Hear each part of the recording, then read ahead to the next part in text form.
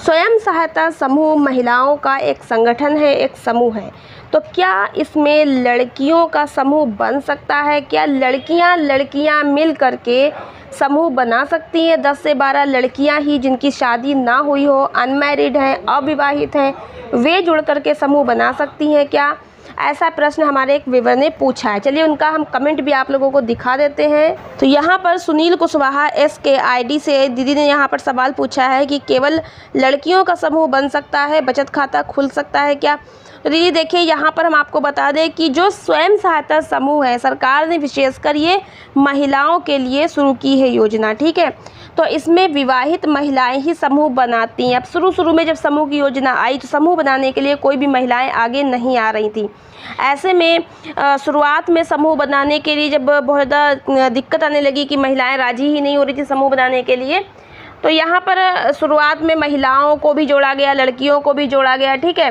अभी भी बहुत जगह ऐसा है कि लड़कियां जुड़ी, हमारे यहाँ भी लड़कियां जुड़ी हैं और कैडर के पद पे काम कर भी रही हैं, लेकिन कहीं पर भी लड़कियों का समूह नहीं है। ये विवाहित महिलाओं के लिए बनाया गया है।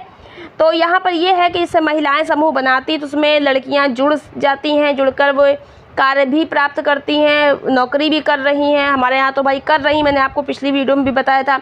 समूह सखी भी हमारे यहाँ सब लड़कियाँ ही लड़कियाँ हैं, ICRP भी लड़कियाँ हैं, बैंक सखी भी लड़की है, और भी महिलाएं हैं, कृषि सखी महिलाएं हैं, पशु सखी महिलाएं हैं, बहुत सारी ऐसी महिलाओं ने भी नौकरियाँ पा रखी हैं।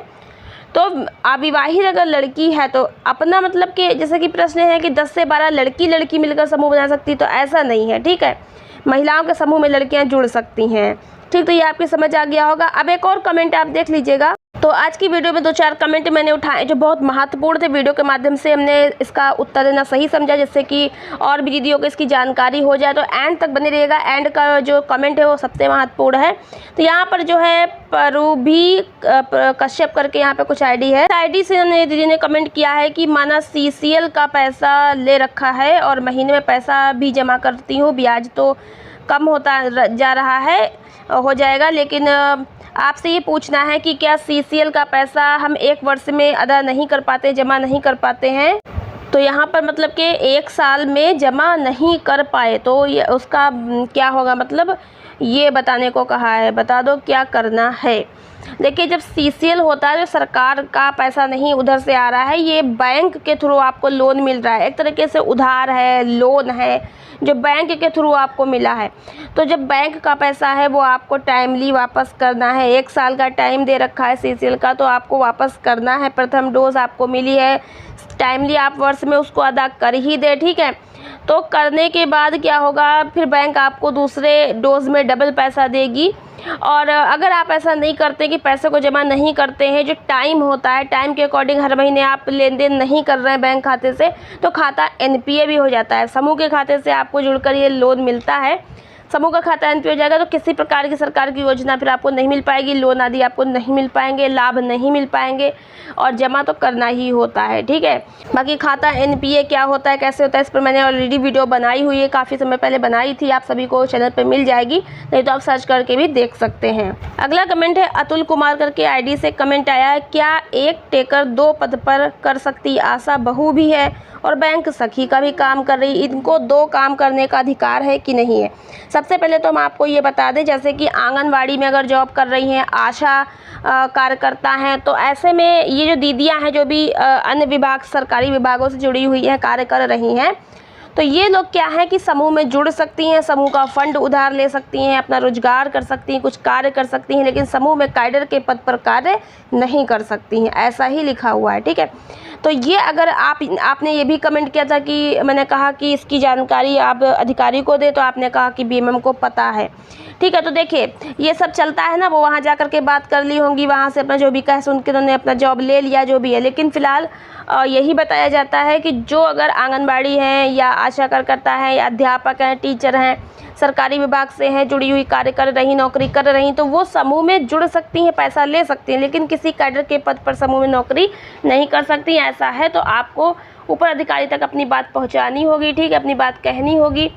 तो इसके लिए आपको मिलना होगा। अगर B1 नहीं सुन रहे तो आप ज़िले पर जाइए, NRLM ऑफिस में जा कर के बताइए।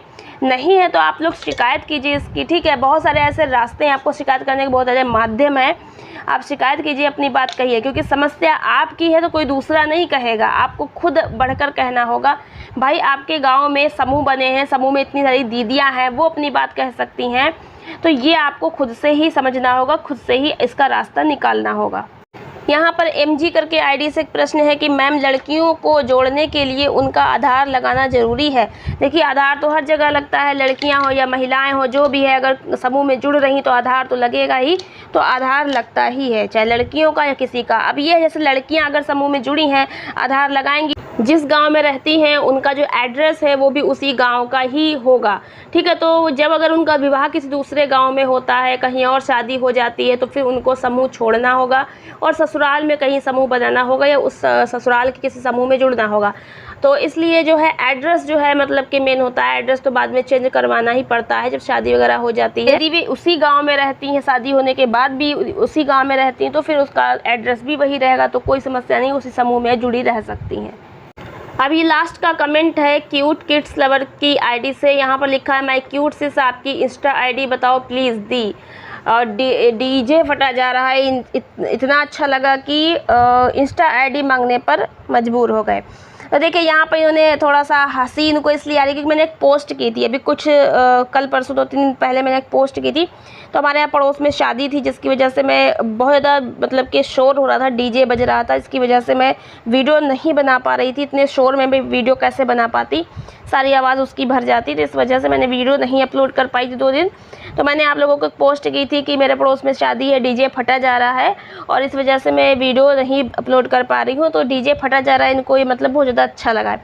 अभी इंस्टा ID आपने जो पूछी, तो मैंने कई वीडियो में भी बता रखा है कि मेरी इंस्टा ID जो है वो study KSF tech user name से है और मौजी दस्तूर नाम से इंस्टा ID है। तो आप लोग जो भी इंस्टा ID पे जाना चाहते हैं, फॉलो करना चाहते हैं, तो जा सकते हैं, मौजी दस्तूर करके लिख लीजिए, या फिर आप लिख सकते हैं स्टडी KSF टेक, ठीक है। तो ये सर्च कर लीजिएगा, आपको मिल जाएगा और उसको फॉलो कर लीजिए। अगर आप हमसे बात करना चाहते हैं तो वहाँ पे कमेंट कर सकते हैं। तो ये सारी जानकारी मैंने आपको समझा दी है, जो भी कमेंट्स आए थे मैंने उनका आंसर आप सभी को दे दिया है। इसी तरह से आपको अगर कुछ भी पूछना है समूह से रिलेटेड तो आप कमेंट बॉक्स में नीचे लिख दीजिएगा दीदी, हम कोशिश करके उसका वीडियो के माध्यम से उत्तर बता देंगे, समझा देंगे। और जो भी नया समूह बनाए हैं, लगातार आपको हम नई समूह की जानकारी हमारे चैनल पे मिलती रहेगी। बहुत सारी वीडियो मैंने पहले भी अपलोड कर रखी है, जो भी नई अपडेट आई वो भी मैंने अपलोड कर रखी है। आगे जो भी नई अपडेट आती रहेंगी उसकी भी वीडियो अपलोड करते रहेंगे। समूह से रिलेटेड बहुत इंपॉर्टेंट जानकारी आपको इस चैनल पर मिलती है। तो आज की वीडियो आपको कैसी लगी कमेंट बॉक्स में लिखकर बताइए। कोई सुझाव हो तो कमेंट बॉक्स में लिखिएगा। वीडियो को लाइक और शेयर ज़रूर कर दीजिएगा, क्योंकि इससे हमें मोटिवेशन मिलता है और हम आपके लिए मेहनत करके और अच्छी वीडियो, अच्छी जानकारी इकट्ठा करके आप तक पहुंचाते हैं। और साथ ही चैनल पर पहली बार आई सब्सक्राइब तो करना बिल्कुल मत भूलिएगा। मिलते हैं नेक्स्ट वीडियो में कुछ नई जानकारी के साथ। धन्यवाद।